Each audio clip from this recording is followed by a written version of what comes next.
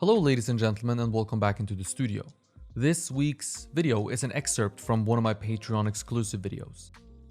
This is from the first episode in the portrait series. If you want to support the channel and watch the full video, head over to patreon.com/Eirik Arnesen. You'll find the link in the description below the video. Enjoy. Okay, let's start talking about sculpting a little bit. How are we going to go about making this portrait of a skull? We are going to use the very same procedure that I use when attempting to make regular portraits of people, so the process is going to be transferable. Let's begin with what views we are going to use and what we hope to achieve from using them. We will use 3 primary views, and those views are going to be the 2 side views, which I'll call profile views from now on, and the front view. As you can see, we are starting from the profile view. Now, why is this, and what am I attempting to do from this view early on? We start from the profile view because from this view we can manage a lot of information without sacrificing our ability to be flexible. In other words, make meaningful changes without moving a lot of clay around. From the profile view, I'm attempting to arrange the profile of this skull.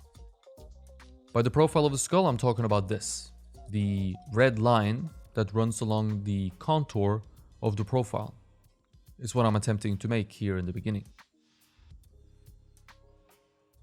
Obviously, I have nothing to begin with, so in order to give myself a place to start, I start from the ear hole, which I place at the screw in my armature pole. This is kind of arbitrary. Ultimately, it doesn't really matter, but placing the ear hole there means that the armature is going to end up being fairly centered inside my clay, which leads to it being stable and hopefully the sculpture won't fall off the armature. The ear hole is more or less in the middle of the head when looking from the side view.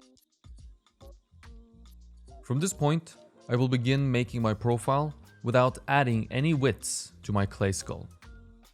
I'm working it like it's a pancake. Now, why would I do that, you might ask? Seems pretty weird, and I would have to agree. The reason is because I want to make sure that I deal with one issue or as few issues as possible at the time. Creating the profile and dealing with the information happening behind the profile is going to be more than enough for now, and then later I will deal with the widths from the front view. If I need to make changes, which I surely will to my profile and the information present on the profile, it's going to be very easy to fix because there's very little clay to move. There's very little clay to move because there's no volume present yet.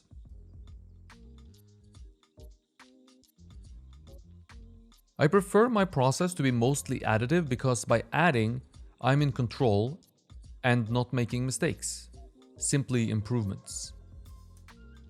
Removal of clay needs to happen from time to time, of course, and when it does, I will do it, but I'm not going to lean heavily on this feature that clay inhabits, being able to be removed, that is. Shoveling clay around is not what I'm attempting to do. I dodge this by slowly approaching where I need my clay to be.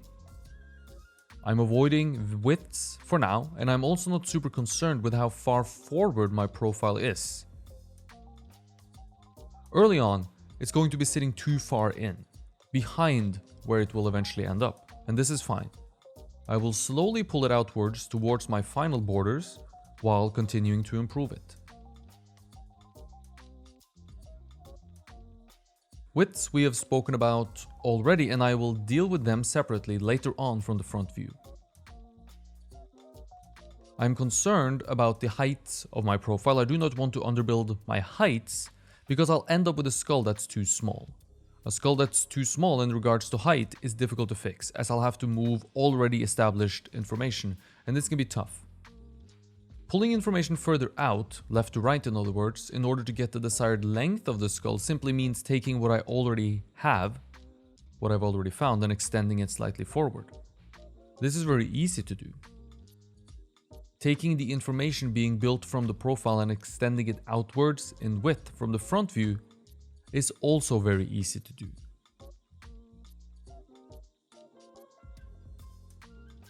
There are areas to be careful working around. An example of such an area would be the eyes, but obviously we don't have those here on our skull. And we'll cover how to deal with eyes when we begin the actual portrait. Just know there are areas to be careful with.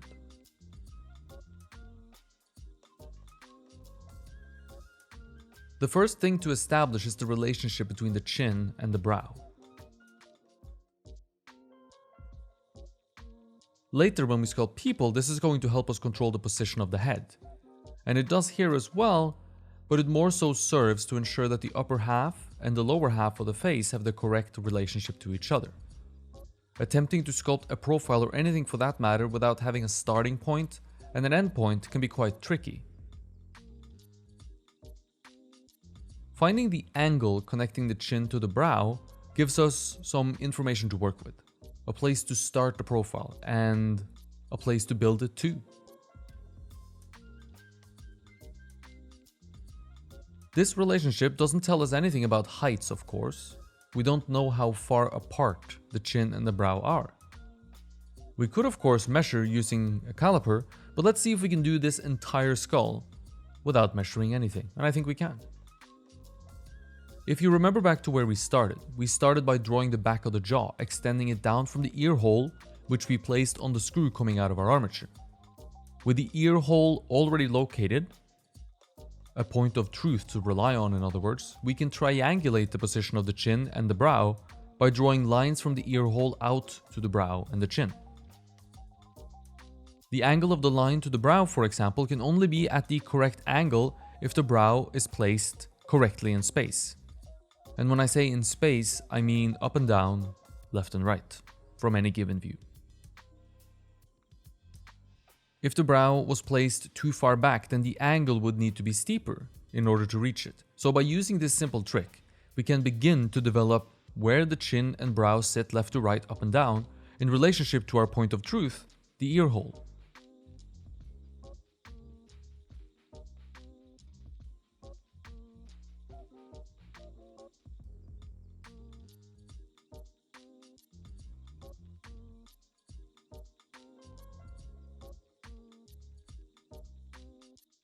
If we have the angle connecting the chin and the brow correct, we can pull the profile from one to the other with a lot of confidence.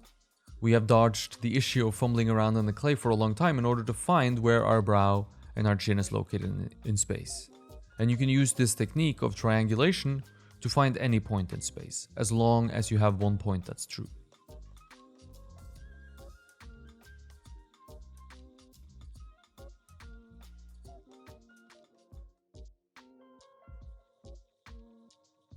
One of my major tools early on in the process is drawing.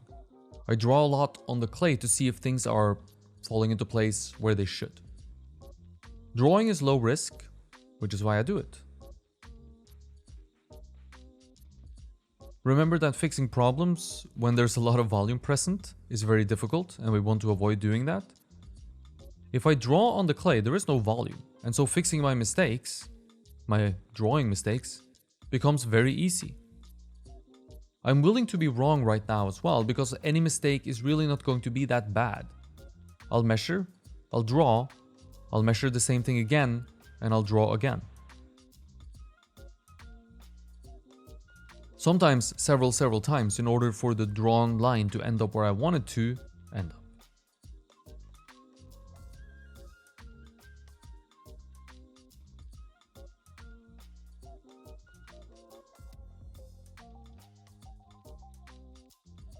Drawing on the surface of the clay indicates to me where I might want to add clay later, but without the actual risk of adding clay.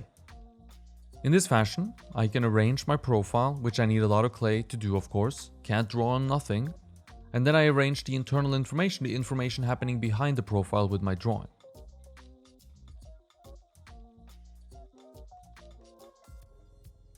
Once I feel confident that my drawing is right, I'll add clay to reinforce it, making it into what I'm trying to make, a sculpture.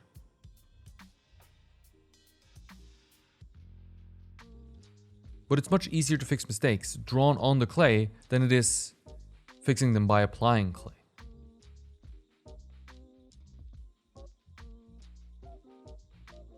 The drawing won't be perfect, of course, and I don't expect it to be or want it to be. It's simply a step that sends me in the right direction. And I'll have to make further adjustments once I begin adding clay and building my drawing in clay.